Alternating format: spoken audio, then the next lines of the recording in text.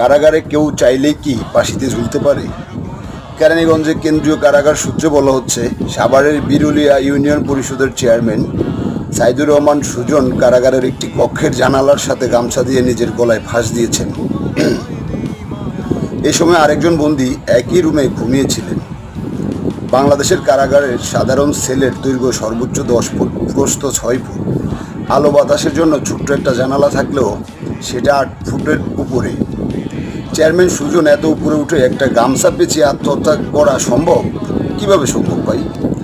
5ই আগস্টের পরে কারা অভ্যন্তরে আওয়ামী নেতৃবৃন্দের মৃত্যুর যে মিছিল, তা কি রাষ্ট্রীয় মদদে হচ্ছে?